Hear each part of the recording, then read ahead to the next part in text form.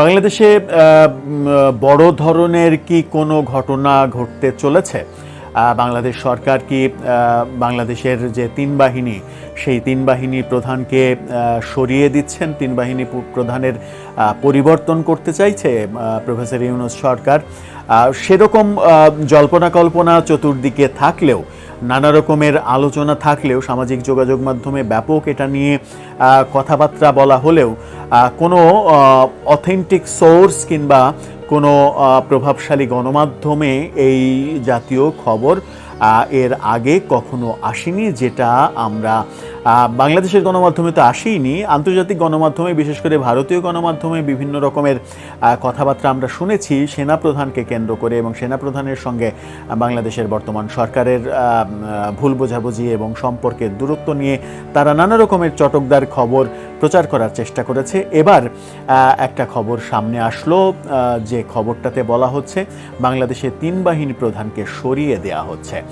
ভারতের প্রভাবশালী গণমাধ্যম হিন্দুস্তান টাইমস তারা শিরোনাম করেছে, অভ্যুত্থানের ভয়ে বাংলাদেশের তিন সেনাকে দুর্বল করার চেষ্টা, বড় সিদ্ধান্ত ইউনূসদের, এমনটা শিরোনাম করে তারা একটা খবর প্রকাশ করেছে সম্প্রতি।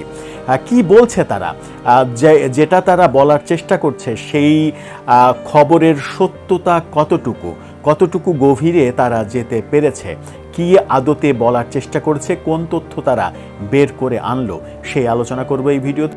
বলছিলাম হিন্দুস্তান টাইমস, ভারতীয় প্রভাবশালী গণমাধ্যম, সেই হিন্দুস্তান টাইমসের একটি খবর প্রসঙ্গে, যেখানে বলা হয়েছে যে বাংলাদেশের তিন সেনাকে দুর্বল করার চেষ্টা, তাদেরকে সরিয়ে দেওয়ার চেষ্টা, এরকম নাকি বাংলাদেশের প্রফেসর ইউনূসের সরকার করছে, তেমনটাই বলার চেষ্টা করছে তারা বলছে দক্ষিণ পূর্ব এশিয়ার পরিস্থিতি বেশ উত্তপ্ত রয়েছে, আরাকান আর্মিও চিন্তা বাড়াচ্ছে। সেই আবহে এবারের বাজেটে প্রতিরক্ষা খাতে বাংলাদেশ কত বরাদ্দ করে সেদিকে তাকিয়েছিলেন অনেকে, কিন্তু 2025-26 অর্থবর্ষে যে বাজেট পেশ করা হলো বাংলাদেশে, তাতে প্রতিরক্ষা খাতে বাজেট বেশ খানিকটা কমিয়ে দিল মোহাম্মদ ইউনূসের সরকার।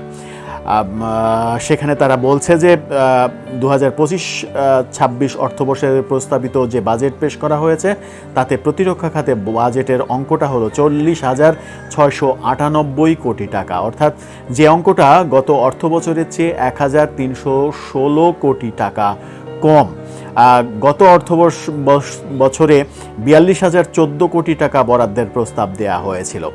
তার মানে হিন্দুস্তান টাইমস বলার চেষ্টা করছে বাজেটে 1,000 কোটি টাকারও বেশি প্রতিরক্ষা খাতে কমিয়েছে সরকার, এবং সরকার নাকি চাইছে যে প্রতিরক্ষা খাতের প্রধান যারা, তারা একটু ক্রাইসিসের মধ্যে থাকুক, তাদের একটা ক্রাইসিস তৈরি করা হচ্ছে যেন তারা কোনোভাবেই সরকারের বিরুদ্ধে কোনো ধরনের কোনো পদক্ষেপ কিংবা কোনো ধরনের কথাবার্তা না বলে কিংবা বলার চেষ্টা না করে।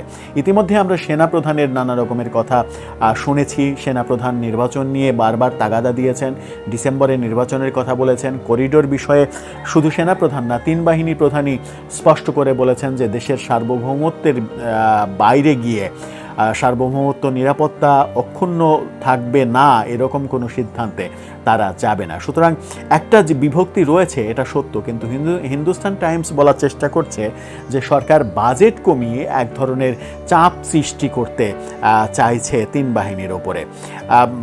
প্রশ্ন উঠেছে, এরকম পরিস্থিতিতে কেন আচমকা প্রতিরক্ষা খাতে বাজেট কমানোর পথে হাঁটল বাংলাদেশের অন্তর্বর্তীকালীন সরকার? সামরিক অভ্যুত্থানের যে জল্পনা ছড়িয়েছে তাতে আতঙ্কিত হয়েই কি তিন বাহিনীকে আরও দুর্বল করে দিতে চাইছেন বর্তমান সরকার? যদিও সেই প্রশ্নের কোনো উত্তর মেলেনি, তারা অবশ্য স্বীকার করছে যে এই প্রশ্নের কোনো উত্তর মেলেনি। এরপরে এরপরে এই কথাগুলোই তারা বলতে চাচ্ছে, যেটা খুবই ইম্পর্টেন্ট ব্যাপার, সেটা হচ্ছে যে সামরিক অভ্যুত্থানের যে জল্পনা ছড়িয়েছে, অর্থাৎ তারাও এটাকে বলছে, হিন্দুস্তান টাইমসের এই পয়েন্টটা বেশ উল্লেখ করার মতো, সেটা হচ্ছে যে জল্পনা ছড়িয়েছে, অর্থাৎ সামরিক অভ্যুত্থানের ঘটনাটা যে জল্পনা কল্পনা, এক ধরনের গুজব, সেটা তারা বলছে, তারা স্বীকার করে নিচ্ছে।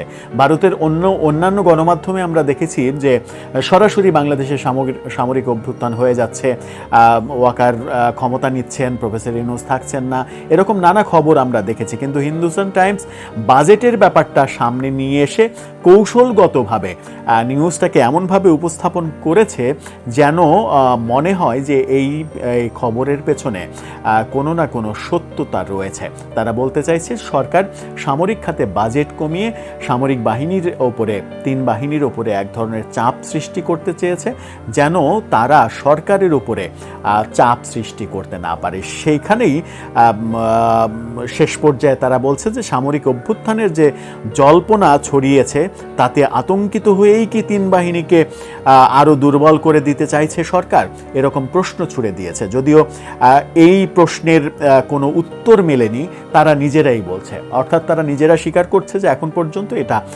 জল্পনা কল্পনা, এখন পর্যন্ত এই খবরের কোনো সত্যতা মেলেনি।